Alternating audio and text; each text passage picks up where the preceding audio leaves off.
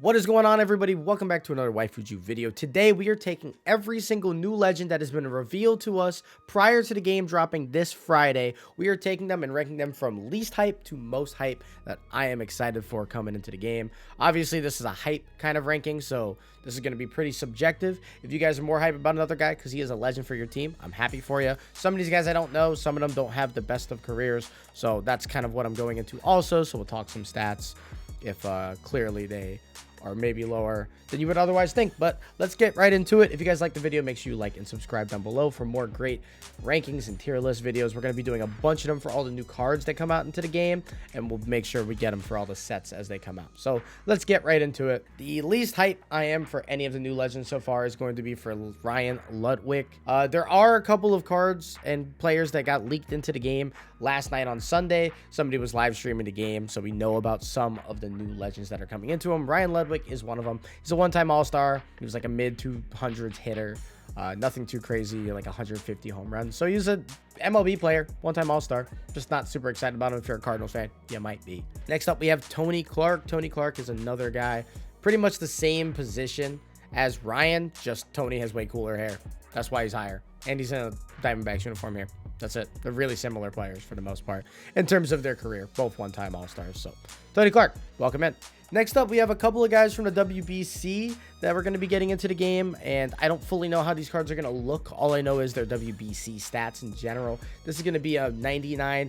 I'm sorry if I mispronounced this. Munetaka Murakami. Munetaka Murakami is a third baseman for Team Japan, and if I go to my fancy dancy stats right here, he has a 700 OPS during the World Baseball Classic. He has no home runs, a couple of RBIs. He's only hitting 330 or 235. So not super hype in terms of his World Baseball Classic stats, but this guy might be a stud. I don't really know. A lefty third baseman, so he could be a little George Brett light coming into the early game of the year. Who's to say? The next of the WBC guys is going to be the 97, and he's a catcher, so I probably should have put him one higher, but they're all really the same. He is going to be a catcher, and it's Kungkuan Giljegijaw. I butchered that one. I do apologize very much, but like, there's only so much I can do. I've never even heard his name pronounced. So he is a catcher for the Chinese Taipei, aka Taiwan. He was hitting 333 in this tournament with over a 1. OPS, almost a 1.1 OPS. He has a home run, a couple RBIs. This guy might be really cool, especially as a catcher. Catchers are always super hard to come by earlier in the year, and he's a 97, so this might be one of the best catcher options in the game if he got a good swing and if it all works out. And then the most hype I am for any of these cards is going to be Jung-Ho Lee. He's a center fielder for Team Korea, and he's hitting 400 in this tournament with a 1. OPS. He does not have a home run, but he's a bunch of RBIs. He is slapping the baseball around. He had a great tournament, and they didn't advance, but he was really good. He wasn't the reason why. So I'm excited for him. Little lefty outfielder. He'll probably be pretty quick as well. Now we're getting into some more legends that you guys are more familiar with. One of them is going to be Alex Gordon. Obviously, he is a Royals legend, one of the best outfield defenders ever. He was a stud out there in left field, and he's always had a pretty good card. The swing is pretty decent. I just don't care for it too much. This was his 93 from MLB 19, I think. He'll have a better card than a 93 for sure. He had a 99 actually in MLB 20. That card was way better than this. Certainly having a low diamond with high defense is always going to make the card not great, but he'll have decent contact and he'll have all right power, but great defender, and he'll be a really good card for the Royals team. So next up, we got Kyle Seager. Kyle Seager has one of the best swings ever in the game. I actually think his swing is better than his brother Corey Seager's swing in the game, and if you guys have used Corey Seager, you know how good he is. He just never gets a card as good as a Corey Seager's best card will be. But Kyle Seager, I mean, this was his 96 a couple years ago, and this card was a demon. I don't think there are parallels in this game either. So this card would get a really big boost from being paralleled up. He would get pretty much hundreds across the board or really close to him. And he has one of the best swings ever. He's just low on this list because some of these other legends are amazing. But I'm a big Kyle Seager fan. And Mariners fans will be happy. Third base, the only position. That sucks though. Next on this list, we have Carlos Pena. Now, Carlos Pena feels like a name that should probably be higher on this list, but realistically, in terms of like career stats and everything, he wasn't that great. 286 home runs is really good, so this card will have some decent power, but he has a really low average for his career at 232, so his contact will probably be pretty low. This will be an early game demon in terms of how effective he'll be, so maybe we get his best card really soon and it'll be really good. He was one-time All-Star. He won a Silver Slugger and a Gold Glove, so he'll kind of get that defense high, other stats low treatment. That's kind of why I don't think Carlos will be that good, but he is really cool, and it's nice to see a Rays legend get into the game. Not very many of them. Next up, we got Mike Lowell. I'm not fully sure how to pronounce that name, but Mike Lowell. This is a weird one. It's a Marlins legend, kind of the same as the Rays. I'm excited they got a guy. He's a World Series MVP, so like he has some Marlins lore, and he's definitely a legend for them. A couple All-Stars to his name and a Gold Glove as well. Third baseman, so he's just... I think this card's going to be incredibly similar to Kyle Seager in terms of the hitting stats. He'll just have better defense over there at third. 200 plus home runs in his career. About a 280 average, so pretty good. I don't know. This card will be nice. Nothing too crazy. It'll be pretty cool. Maybe they give him a card early on that could be really usable, hopefully. Next up, we have Ryan Braun, another card that used to be in the game. Ryan Braun came out, I think, 2 years ago when he retired, so he was in MLB 20, and this was one of his really good cards. I don't know if this was from 20 or not. I think this was. He was max versus lefties, and this was pretty much as good of a Ryan Braun as you're going to get. Plays the whole outfield. He's not a good defender, but with the DH this year, Ryan Braun might be really, really usable, especially if there's ever like a lefty meta at any point in time. His swing was amazing when he was in the game. I never really used him all that much outside of pinch hitting situations. DH will give him some more opportunities, so Braun is definitely higher up than he otherwise would. Next up, we got Raul Ibanez. This is a little bit of a homer pick for me. Raul Ibanez, Yankee legend, Phillies legend. He was a really interesting case, right? Raul was a late bloomer in his career, ended up with over 300 home runs, so he'll definitely wind up being a better card than, say, a Carlos Pena. More home runs, way higher of an average throughout his career, way bigger hits throughout his career, too. He played very well in some postseasons, and he made a couple World Series with the Phillies. And so he was a really good player on a couple of really good squads out there. Played a little bit of outfield and first base, so a little bit of flexibility there as well. Left-handed bat, I bet you his swing is going to be amazing. I've never used him in game, but I can pretty much guarantee his swing's going to be great. And he's a fan favorite. So, Raul, welcome to the show. Another card that might be sneaky good. A lot of people know about Mo Vaughn, but here is Greg Vaughn. Greg Vaughn is a Padres and Brewers legend, so that's really cool. Two franchises that don't get represented all that much in this game. He's a righty hitter. He played left field. He's probably going to be like a left field DH kind of a guy in this game. He had over 350 home runs and a 240 hitter. The home runs are going to be good. So this guy is going to have a lot of power, a lot of pop. And I don't know really what this could look like. I don't know how great of a defender he was by any means, or if he was fast. I imagine not if he was such a big dude. But this could be a pretty sneaky card and might be a really, really good DH option early on in the game. Next up, we got Ian Kinsler, second baseman. We've gotten a lot of second basemen through the last couple of years with Chase Utley, and obviously Robinson Cano is probably going to be leaving this year, so he's going to really replace that Cano spot. That's going to be nice. Another 2000s legend from Kinsler, which is sick. Just kind of see those types of guys come into the game. Almost 2,000 hits. He was one short of 2,000 hits. Over 250 home runs from a second baseman is really, really good, and he was a great defender over there. Almost 55 WAR throughout his career. Kinsler is going to be actually a really, really good option. I think a lot of people are going to be surprised because they don't think of Ian Kinsler as the great hitter that he kind of was, but he was a really good hitter and a really clutch hitter for especially a Rangers team that made a couple of runs over there in the 2000s. So Ian Kinsler, one of the better ones. Next up, we have Matt Cain. Matt Cain is definitely known for a lot of things. He has a couple of World Series in his belt. He was part of that Giants dynasty. He has a perfect game under his belt. That'll likely be the card we get, and that card will be really, really good because perfect game cards just always are. He threw a cutter, fastball, nothing too crazy on his repertoire, but he does have a couple meta pitches with the cutter and the slider. So he'll actually be pretty nice, a right-handed pitcher. He's kind of a weird one because he has more losses in his careers than wins, but that doesn't matter, obviously. It mattered a little bit when he was pitching, but not so much anymore. A 1.2 whip for his career and a 29 WAR. Matt Cain is actually a sneaky one. He got overshadowed by Tim Lincecum throughout his career, but he was very good in his own right. So welcome to the show. Next up, we're going to just go through a couple of Negro League legends that are getting added to the game. I don't really know how good or bad they'll be, so Hilton Smith, he's going to be a pitcher. He might be a stud. Then we got Hank Thompson. I don't really know too much about him as a player. Obviously, I could look it up, but I don't know how those will translate in game. And then we got Buck O'Neil. And Buck O'Neil, super famous guy. I just don't know too much about his career. So hopefully these cards will be good. This is why they're like kind of in the middle of the list because I imagine all the Negro League legends will have amazing cards. But I'm not as hyped as I am for some of the other guys. Next up, we have Chili Davis. Chili Davis actually probably could have been higher on this, but some of the other names are just insane.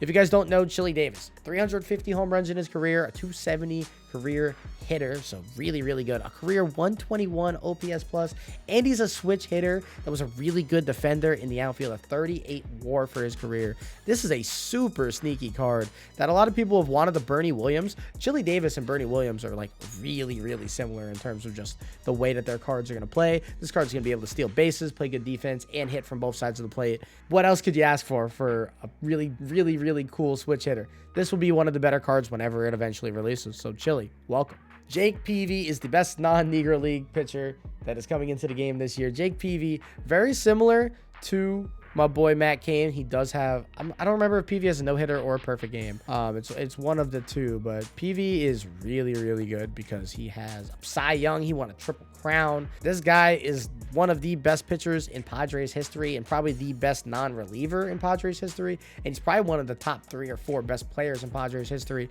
His name kind of got memed a little bit because he lingered in the league a little bit longer than he probably should have. But Peavy was absolutely a beast that shoved in his prime. And that Cy Young triple crown year is going to be really, really good in the game. And I am, ooh, baby. I'm licking my chops. Give me Jake Peavy. Next, we got Rube Foster. The first Negro League player that I do know much about. Rube Foster is going to be really cool when you look at him. He's done it all. He's been a player. He's been a coach. He's been an owner and a GM. Or not an owner, but he's been a GM. And he has been successful at every single level that he's been in. So he's one of the most famous guys in baseball. And he's one of the fathers of just black baseball in general. Rube Foster is going to be a beast. I hope that they give him some cool pitches. I know the Negro League guys are going to get unique pitch names. I don't know if the pitches will be unique at all, but the names will be unique. And he'll throw pretty hard. Rube Foster is going to be one of those guys that you'll definitely see in ranked season. Then we got John Donaldson. John Donaldson, if you look up the stats on John Donaldson, which I know I said I wasn't for the other guys, but I knew about John Donaldson coming in. John Donaldson is one of the premier pitchers of all time. I mean, he struck out so many batters and just went through complete games every single time he was on the mound, struck out everybody he ever faced. And this was a feared dude that he's going to be, I'm pretty sure he's a lefty as well. So that's going to be pretty nice to get another left-handed arm in the game. John Donaldson, just a little bit of background. John Donaldson has over 5,000 strikeouts and an ERA of only 1.37 when he was in the Negro Leagues. 87 complete game shutouts throughout all of his career, and he completed start to finish 92% of the games that he played in and pitched in. 92% of over 300 career starts. This guy's going to be awesome, and he is just one of those actual amazing video game type stat guys. So get excited for John Donaldson if you're not already familiar. Next up, we have David Wright. David Wright is obviously the Mets captain from the 2000s, third baseman, one of the most beloved New York athletes ever. The people love David Wright. It sucks his career got a little bit cut short due to injuries, as we all kind of know, but he's a 7-time All-Star, won a couple of Gold Gloves and Silver Sluggers. And I think people kind of forget how great David Wright was just because when A-Rod arrived, obviously A-Rod is kind of A-Rod over there as the New York third baseman, but with a career OPS of over 133, almost 250 home runs, and a 300 average for his career, almost 50 career WAR for David Wright. This guy's probably going to be a Hall of Famer one day, and he's going to be one of your Hall of Famers in MLB The Show.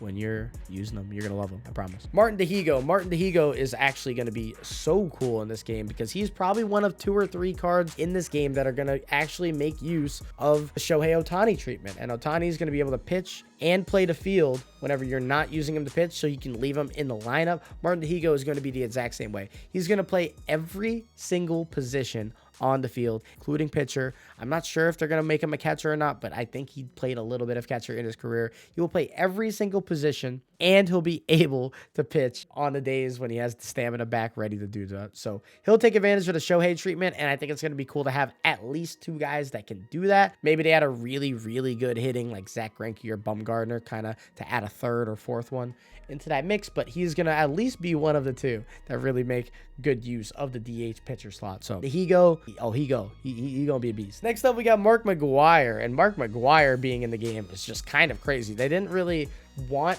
the steroid era guys in the game for the longest time. It felt like we weren't sure if they wanted them or didn't want them, but here we are. Mark McGwire is in the game now. 500 83 home runs in his career, 62 WAR. Obviously, he was part of the home run race back in the day, and Mark McGwire is just like, when you think about power, he is one of those guys. Rookie of the Year, home run derby champ, 12-time All-Star. He actually won a Gold Glove as well over there at first base. This guy was different. And Mark McGwire is going to have max power and hopefully a really good swing to go with it. And now the steroid era guys are available, and that's like the biggest part about this. We can get those guys. Clemens, A-Rod, one of those days they're going to come into the game because of this barrier breaker, which is a weird way to put Mark McGwire, but it's kind of what it is. So I'm super hyped for him. Next up, we got Derek Jeter, obviously a homer pick. Mark McGwire is going to be a way better card than Derek Jeter, but he is at first base, so that kind of cancels some of it out. Plus, Jeter is the captain cover art. He is going to be awesome. I know you guys are going to say Jeter's going to have 60 fielding, 60 fielding, 60 fielding. It doesn't matter. They're not going to pay all the money to get Jeter to give him really low ratings. He's going to have fine enough fielding, and he'll have maxed out contact whenever he gets a really good card.